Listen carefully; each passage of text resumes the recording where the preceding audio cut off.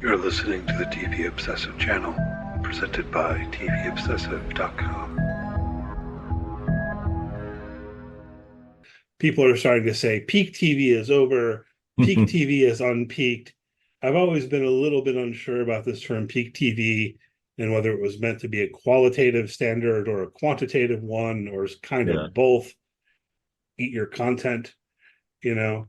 But anyway, the numbers are down. But as I was saying to you just before we got on the air here, I wanted to point out the actual numbers because if you're just reading the headlines and things like this, you're like, oh no, there's not going to be as much TV. True, it's down 24% from 2022 to 2023. Wow, that seems like a lot. Okay, but the actual numbers, 2021 and 2022, they released 633 new scripted TV series. And in 2023, that number went all the way down to 481. And so this is one point I want to make because that is still a lot. What do you think about this, Ryan? Yeah. And I think there's an underrated word you just used, which is scripted TV series. This does Mm-hmm. not account for others in different genres that don't make up for This is not including Shark Tank and stuff. This is just exactly. So we're clearly talking about 1,000 series of television that will come out in a given year. So in terms of peak, whether you mean it as a quantity, I just, I can't buy into that. Quality, I guess we have to see with the proliferation of the streaming services and just sort of all sorts of things getting on the air. Maybe you could make that case, but there's more than you could ever watch in 2 or 3 years, much less trying to fit it all into 1 year. yeah. And so a little couple more numbers. How many TV series were ordered, right? And it's interesting here. You also see not everything ordered ends up getting made. In 2022, the number was 661 were ordered, and in 2023, it was 418. That's down 37%. But again, this is still a lot. Um,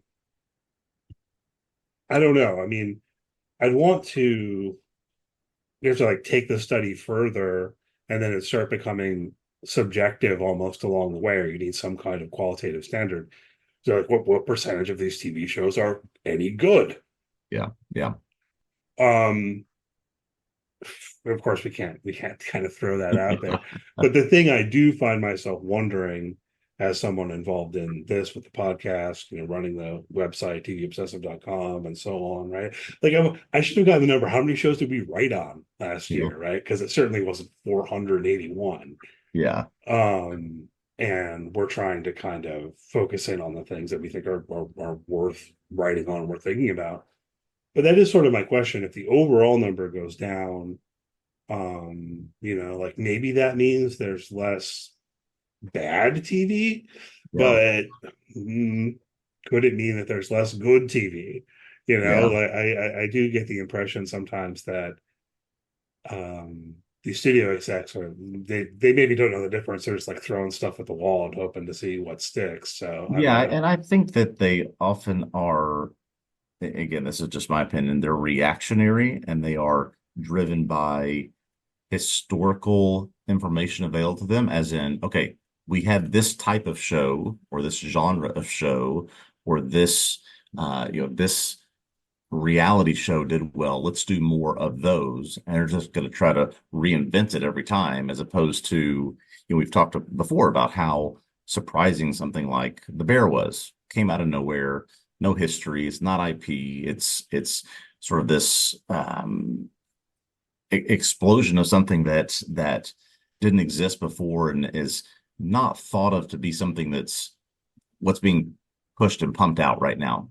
Right? We get Yeah, another right. season So of True that's sort Detective, of my another season of question. Fargo, more Vanderpump Rules, more game shows, and The Bear just sort of those type of things don't happen anymore. Yeah, and I mean, at least Netflix has been doing this a while, maybe longer than others. Reverse engineering, whatever. Like they Mhm. know what kinds of show will draw viewers algorithmically anyway. And that's the question I find myself thinking about, is it fewer TV series? Okay, we're not getting some of these, schlocky, whatever dramas. Or is it like only because the numbers got so high, there ended up being space for shows like The Bear or Severance or like Mhm. whatever feels more unique, Yeah. more like they took a chance on this one.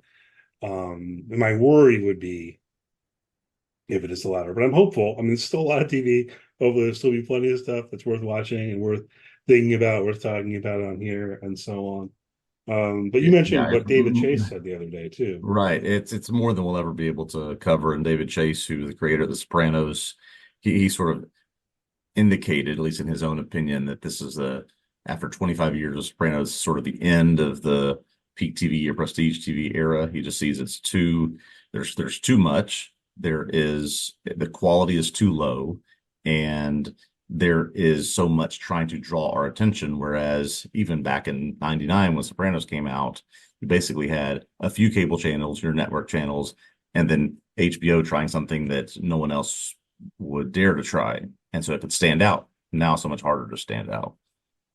Yeah, I mean, I think that becomes kind of the question in a way because it's not TV, it's HBO. Right. It's not HBO, it's Max. Anyway, but like no, but precisely, I'm kind of glibly putting together something that I think is a deeper point potentially that HBO established itself as a brand where if a series was going to be on HBO, it was going to be like prestige TV. Yeah. That's the stamp of it. And then some others got into that a bit as well, like AMC with Breaking Bad and then Mad Men.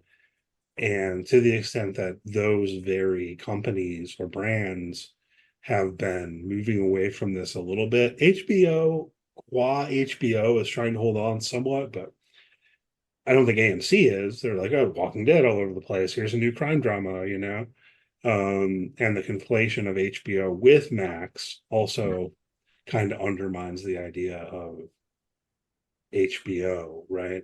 Yeah. I do appreciate the fact that HBO is somewhat successfully holding on to this model of we own Sunday nights. We want people to have that as something they look forward to all week long, that start their week by talking about it.